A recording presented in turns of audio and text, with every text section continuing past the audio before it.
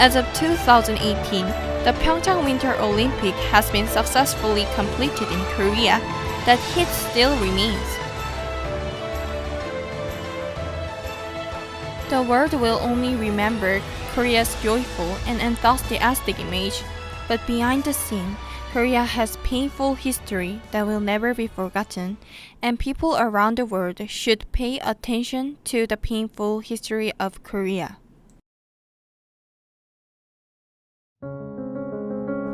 That history is the one that you've probably heard about: Japanese military sexual slavery. We want to tell the truth to those who don't know this totally, and even those who don't know exactly. And then we will tell you why we all need to know about this history. It happened between the 1930s and 1940s when Korea was ruled by Japan. This incident was during the Sino-Japanese War and the World War II. The Japanese government placed women of many countries, including China, Vietnam, and the Philippines, including Korean women, in the Japanese military camps and raped them. And most of them were teenage girls. I'd like to tell you about a woman who was hurt by indelible pains there. That is Miss Lee Ok-sun.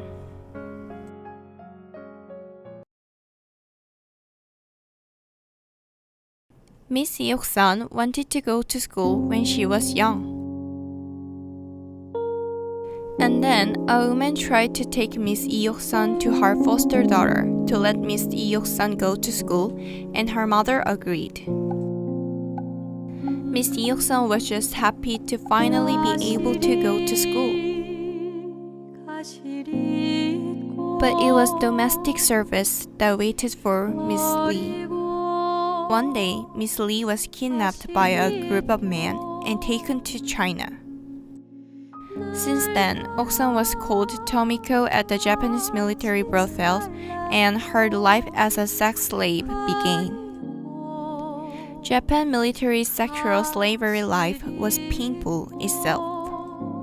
Teenage girls in brothels were trapped in small rooms and spent the whole day being wrapped, barely eating properly. And they had to have a venereal check every day. Even on weekend, one had to deal with about 25 to 45 soldiers a day. Young girls in brothels tore their sexual organs with a knife to wrap easier. In addition, when she was menstruating, she had to put a blood-proof device in her genital area to provide sexual entertainment to Japanese soldiers. She suffered from syphilis in her genital area, but could not rest no matter how sick and hurt she was. Once, she ran away. But she was caught again by Japanese army, and in return, she was hit with belt and was kicked by soldiers, police, and Japanese army. She was released in 1945 liberation.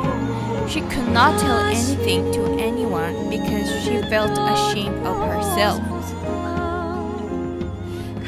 But after she told the truth to everyone, she said, "I'm not ashamed anymore and comfortable," and she shows her will to solve the problem of Japanese military sexual slavery.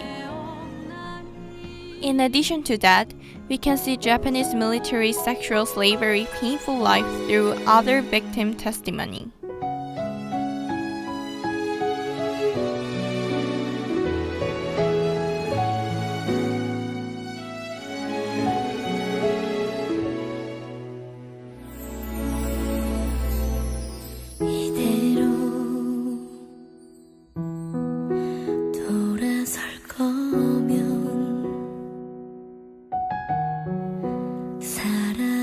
거면 피어나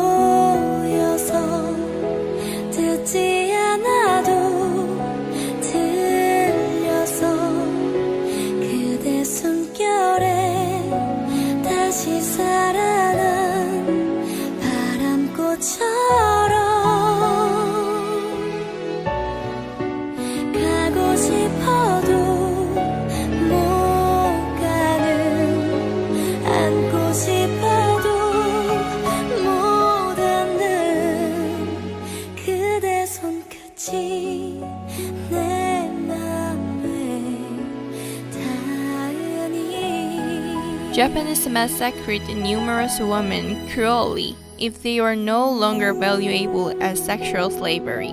I'm going to show you the evidence in the UCR.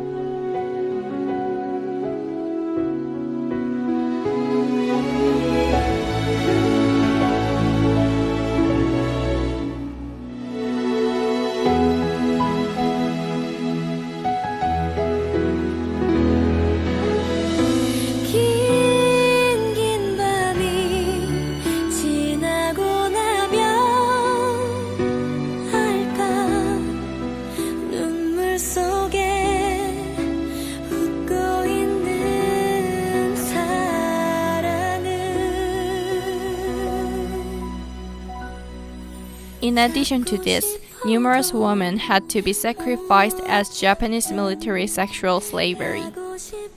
The reason was just because of the solution about Japanese military sexual desire and the prevention of venereal disease. And all of this was led by Japanese central government. Even Japan has also asked if there are clear evidence of the existence of Japan military sexual slavery. Yes, we have evidence that we can clearly prove Japan's fault.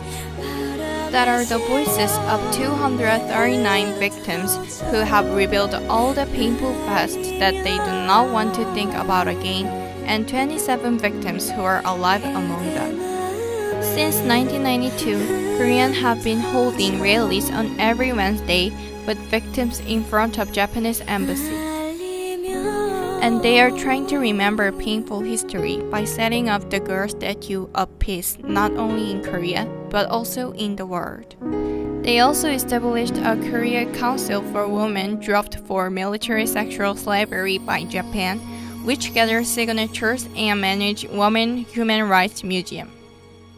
The reason why the victims dare to express their courage and voices over and over again is that they hope the Japanese government truly acknowledge the mistake of the past and make a genuine apology. However, Park Geun-hye's government that was impeached by people of Korea and Abe's government secretly consulted the problem of Japanese military sexual slavery in 2015 on condition that it would compensate 1 billion yen without any agreement with the victims. But the hidden content back of their negotiation announced by Moon Jae-in government is quite shocking. No expressing sexual slavery, no installing girl statue in a third country, persuading the group to solve a Japanese military sexual slavery problem, and transferring the girl statue from the Japanese embassy. All of this final and irreversible. Like this, could you say that a negotiation that never heard of the victim's voice is a genuine apology? Apology is not for giving, but for receiving. Japanese government doesn't show any apology in their attitude that no talking about it, we had already paid, and they demand that the victims should take Japan's apology.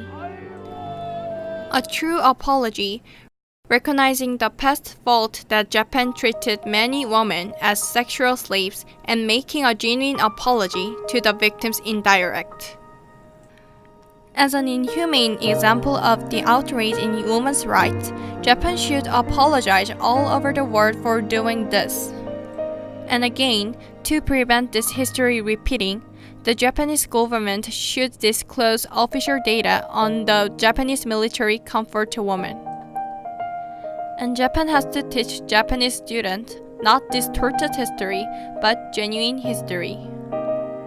If you don't correct the wrong history, the history can be repeated again. Therefore, the problem of the Japanese military sexual slavery is not merely a matter between Korea and Japan, but a matter of the whole world. It is time for all of us to effort so that the human rights of women will not be violated again. Until Japan really reflects on their wrong history, South Korea will continue to shout for the resolution of Japanese military sexual slavery. We hope people all over the world will remember that Korean has such painful history.